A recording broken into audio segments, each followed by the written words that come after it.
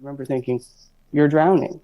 You're dying. This is it. This is the end." And I'm underwater, and at that point, everything stopped, and a voice was saying, "They're going to be okay." And then what I do remember next was being in the boat and not being able to breathe. And we're in the middle of the rainforest. There's no way out of here. There's 28 miles of river is our only exit. I'm a forensic pathologist and a neuropathologist. And, I've conducted thousands of autopsies, investigated thousands of deaths, cut thousands of brains as a neuropathologist and a neuroscientist. I was a professor of anatomy and neurobiology at a big medical school in Boston, and had all the academic checks and won teaching awards and written books. So it was that was the focus of my life at the time, and was work, work, work, work, work. So that's kind of where I was. Philosophically, I was an atheist, hardcore. You couldn't convince me otherwise. And with my work, just really reinforced that, because I can cut a brain and I can put it out for you, and I'll ask you, where's consciousness? Where's the soul? This doesn't exist. There's no proof for it in this brain. And everything that we think about as that process of consciousness, death, is the dying brain. And it can be very easily explained through hypoxia, the chemical reactions that happen as the brain begins to die, which do happen. But we get into confusing awareness with consciousness, but that's maybe another day. So that's where I was, at the time. Was my wife's 50th birthday, and we had gone to Costa Rica, go on this whitewater rafting trip, and I'm terrified. And I should preface the story a little bit with the idea that I grew up in Maine, or always around lakes and water, terrified of water, I hate being around it. I was always terrified I was going to drown. I always found excuses to not be in the water because I just always felt like I was going to drown. The other thing I used to do, and I never put these pieces together until after this, and this might make sense after the story. I used to get really bored in school, and one of the things I would do is I would hold my breath, watch the second hand on the clock, see how long I could hold my breath, and then try to beat that record. And that's how I spent most of my elementary school. And I always thought, someday I'm going to need this. Someday I'm going to need this. So fast forward 30 years, 40 years down the road, and I'm on this whitewater rafting trip, and it was one of the most technically difficult rivers in the world. And we had our 10-year-old son with us, which I'm thinking as we're going down this river, this is probably not great parenting, but he had a great time. And we flipped, and I went under. And, I didn't panic. I did all the things you're supposed to do, put my feet up and coming through the rapid. And I thought, oh, this is kind of fun. I'm bouncing around these big waves. And then I got pulled under a couple of times. I got caught in a hydraulic, and I couldn't get out. And I was stuck at the bottom of the river. And I came down several times. And there was a point, got to the chase of the story, there was a point where I was drowning, and I knew it. And I thought to myself very clearly, I remember thinking, "You're drowning. You're dying. This is it. This is the end." And I was thinking, shouldn't I be more upset about this? This is actually very calming. And I thought about the autopsies I had done on people who had drowned, and I thought, well, this is a lot what you read about in books, that this is supposed to be a very peaceful way to die. And then I remember thinking, well, what the heck is taking so long? And I'm underwater, and at that point, everything stopped, and I was next to this huge boulder, and which was under the water, and all the bubbles had stopped. Everything stopped, and I moved my hand through the bubbles, and they all just sort of moved around my hand in this very kind of weird way. And then there was this bright light. All this is happening simultaneously. I used to think it's very cliche, like a sunset or a sunrise, but those are the only, it wasn't like that. But these are the only words I have in English language to explain something that's outside of normal human experience. I don't have the words for these.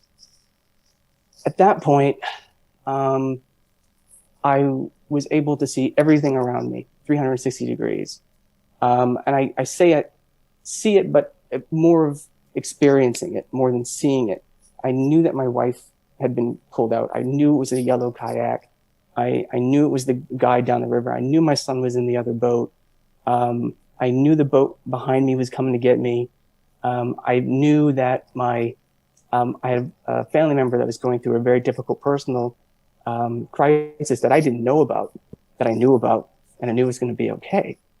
So that was very sort of uh, happening while I'm in this light situation.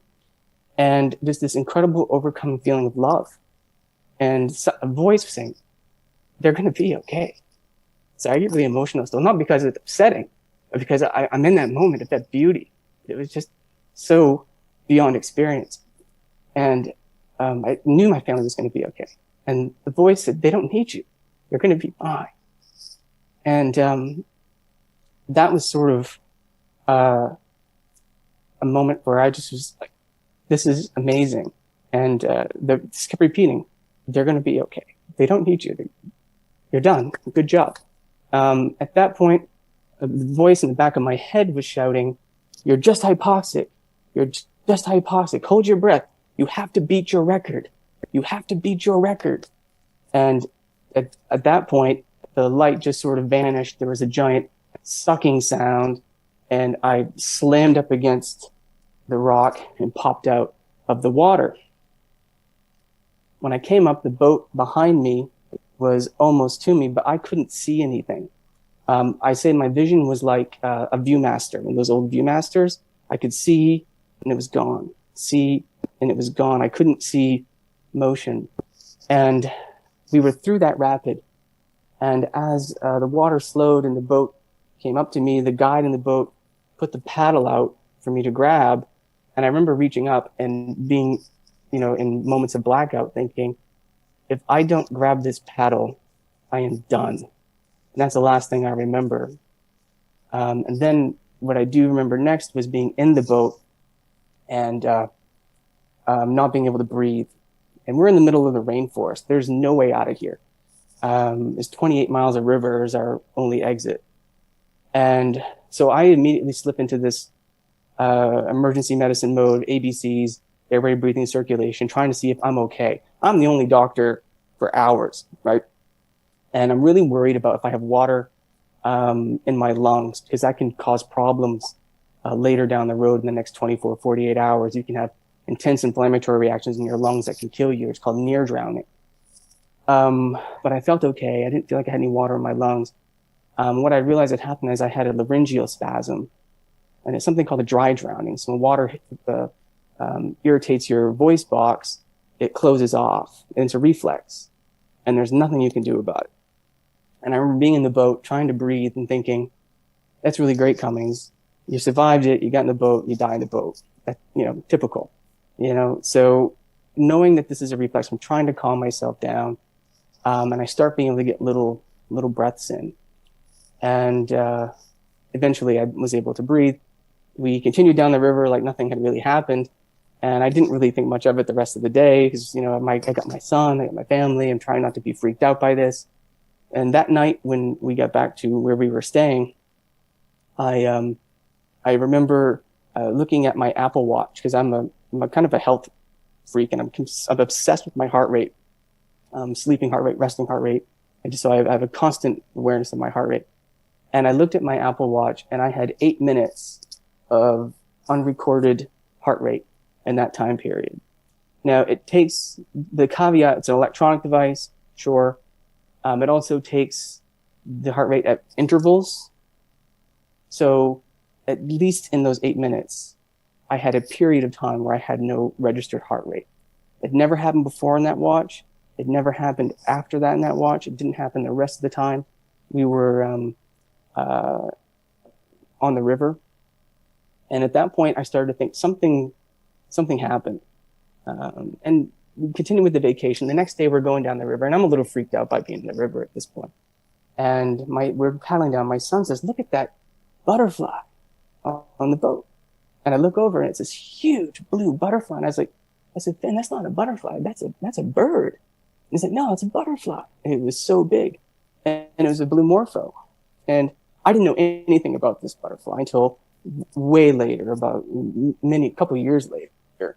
And it followed us the entire 28 miles down the river. Everybody saw it. the whole way. The next day we were rappelling down some waterfalls, and I don't mean beside them, in them, right? This is my wife. This is a survivor vacation. So we're rappelling down 150-foot waterfalls, and there's the blue morpho by my son the whole way. And so we called it angiogram because my mom died a number of years ago. But so that was really profound. I didn't know about that until coming back, which is kind of where I would jump to the after effects. I was on vacation, didn't really have much on my mind when we came back. And I started to notice I was having a lot of problems with time, judging time, estimating time. And you know how when you're doing something, you get lost in it and you forget how much time you spent. That was every moment of my day. And it wasn't so much a problem on vacation, but when I went back to work, when I had a really heavy lecture schedule, I had labs and places I had to be, trains I had to catch, it became a really big problem. I was late for things. I would forget, I would be on my way to teach a class and I'd run into somebody in the hall and start talking, and 30 minutes would go by. So as I started to notice these time things happening, I realized that something was different. I became very uncomfortable with my career pursuit. Those things weren't important to me anymore. I've written a couple of very bad novels, horror novels, but I say that I was the best character I ever created because I was this piece of paper and I couldn't identify with that anymore. Those things weren't important to me. And here I was in this intense Boston malignant academic environment, and it made me physically ill. I just couldn't be there anymore.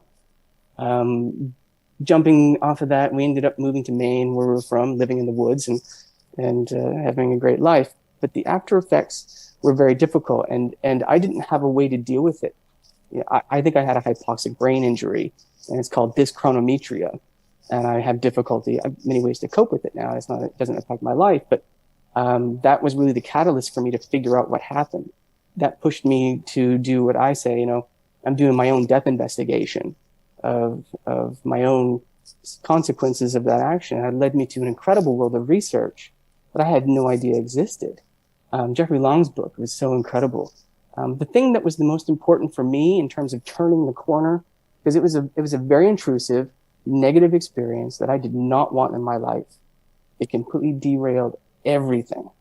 I changed my course of my career, my life, my relationships. It's difficult to talk to people about it. It's alienating. When I did try to tell people about it, it was like, oh, that sounds really, really horrible. It's a good thing you're still here. Let's get a beer. It wasn't like I needed you to understand it. I just needed you to hear it because I needed to process it. But the thing that really turned the corner for me was Elaine Stout's paper, 6 Challenges Faced by Near-Death Experiencers. That was probably the most profound thing I've ever read in my life. And every single one of those, yes. 75% of people who experience have a very hard time integrating this into their lives. And I knew nothing about these experiences other than what I'd seen in movies. I thought everybody came back and it was beautiful and you loved God and you quoted scriptures and everybody was happy, and it was the opposite for me. And so I had a really hard time reconciling that. And so the Stout paper really made me feel very good about where I was and trying to, I'm a newbie. It's only 3.5 years or so post my experience. So I'm still trying to figure this all out. And I'm no great expert or pontiff on it. I'm still struggling.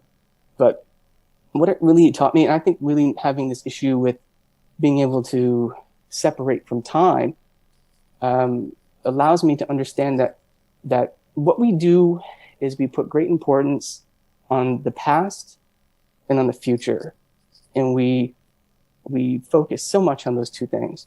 That's where our importance is, but the value is here, right now, and getting out of those boundaries of time allowed me to put the importance where the value is, and where I am right now, the people I'm with right now. The gift of death is teaching the ability to let go and to be alive. What's the point of music? The point of music is to listen. What's the point of life? The point of life is to live. And that really helped me come to grips with who I am as a husband, a father, a human, my place on the planet. So that's been incredible. And I think as physicians, we all try to practice this thing called evidence-based medicine, which we need data and proof to treat patients so that they can get the best care possible. And through that, we really pathologize death. We sterilize it. We try to prevent it. We medicalize it, and we shield ourselves from it. Funerals happen very quickly after death. It's very fast. No one sees the body, and you go very quickly back into life. We're not experiencing death. We've made it so sterile and kept it behind this curtain that we don't get a chance to really experience and celebrate the transformation that is happening. And I think as physicians, it's not our, I think back to all the times as a forensic pathologist, I knocked on doors to tell people that loved ones were dead. I brought people down into the morgue to identify bodies. I've sat with families in very horrible circumstances. And the number one question I've always been asked is, did they suffer? And as a physician, you always say, no, of course not. This was sudden, and we try to comfort them. But I always felt like a liar because I don't know, right? Now I know. And I wish I could talk to those people again and say, look, this is beautiful. I mean, even under these horrible circumstances, the horrible circumstance is a second. The process after that is incredible. There's nothing to worry. I say that no amount of worry will transform your future. No amount of grief is going to transform or fix your past. And you just have to be where you are right now and love that. And I think that is kind of where I am with it now.